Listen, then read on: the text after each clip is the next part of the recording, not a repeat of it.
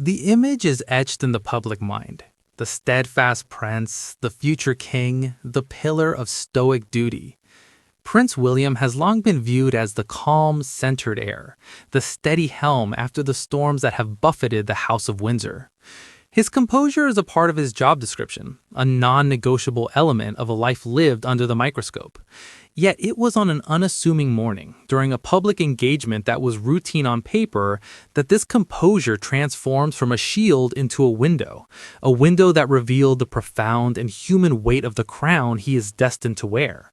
This was not a breakdown of weakness, but a breaking open of profound strength, a moment where emotion, memory, and duty converged with unforgettable power.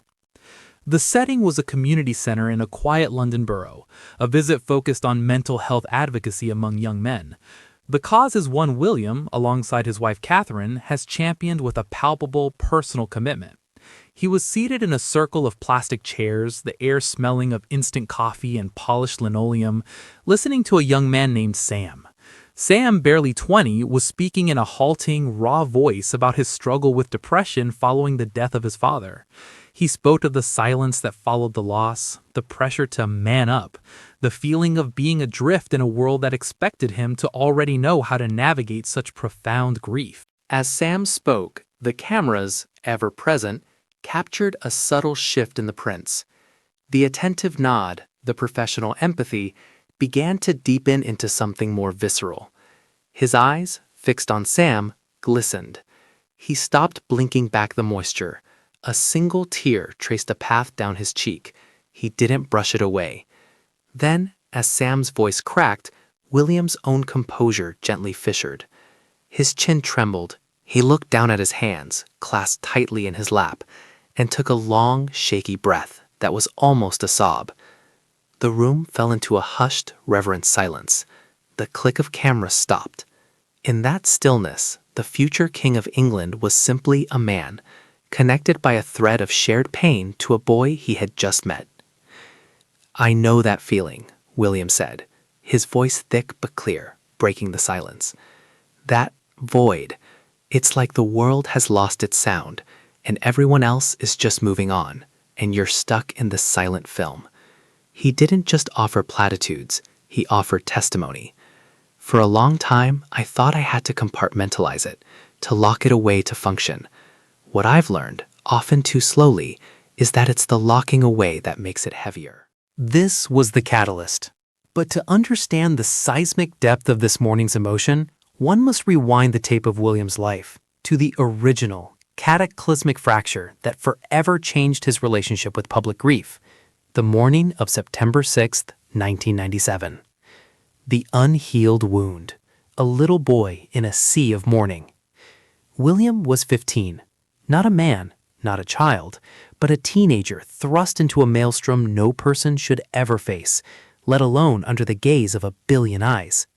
The image of him walking behind his mother's coffin with his head bowed, his brother Harry at his side, his father and grandfather preceding them, is a monument to traumatic duty.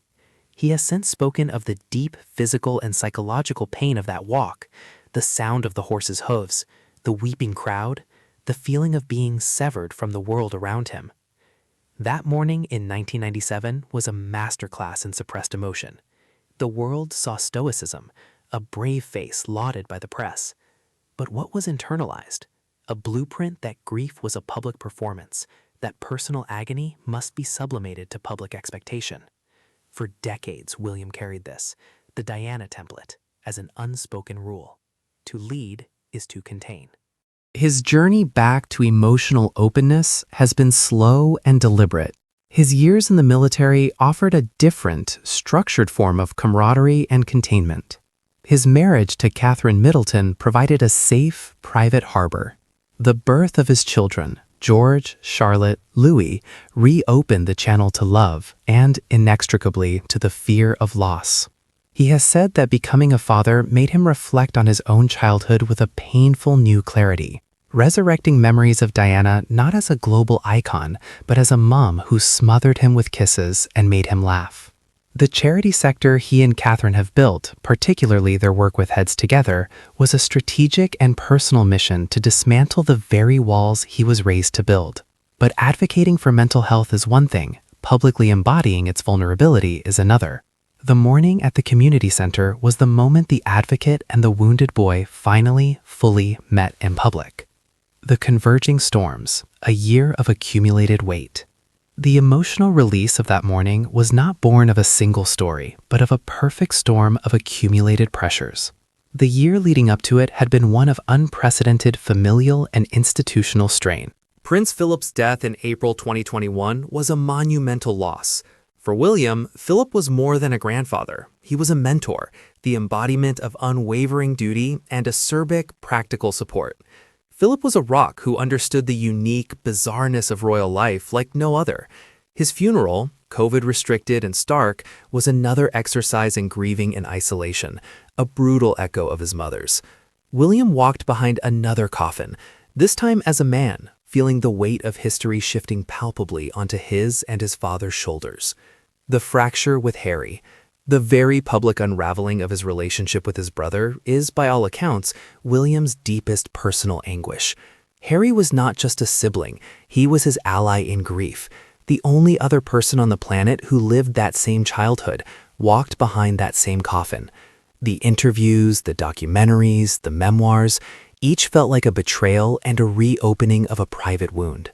The Fab Four image was shattered, and William was left to manage the fallout as the future of the institution, while privately mourning the loss of his closest confidant. The ascension of a father and the shadow of his own. The passing of Queen Elizabeth II in September 2022 was the defining tectonic shift. With Grandma gone, the monarchy transformed instantly. Charles III was king and William was Prince of Wales, the direct heir. The sentimental grief for a beloved grandmother was intertwined with the immense, formal, and daunting responsibility of his new role. The crown was no longer a distant concept, it was a proximate reality. The Queen's steadfast, eternal presence was the bedrock of his life. Her passing removed a final layer of buffer between him and destiny. The announcement of Catherine's preventative chemotherapy in March 2024 was the most terrifying pressure of all. Here was the greatest fear of his life, losing the central pillar of his world, the mother of his children, his true partner, thrust into the public domain. His duty was to project stability, to support his wife and protect his children, all while navigating his own terror. There was no protocol for this. The man who lost his mother at 15 was now a father of 3, facing the potential illness of his wife. Every ounce of his being was dedicated to being the strong one, to not failing as he perhaps felt the world had failed him as a boy. By the time he walked into that community center, William was a vessel filled to the brim. Sam's story wasn't just a story, it was the key that unlocked the floodgate holding back a reservoir of personal grief, fraternal pain, royal pressure, and spousal fear.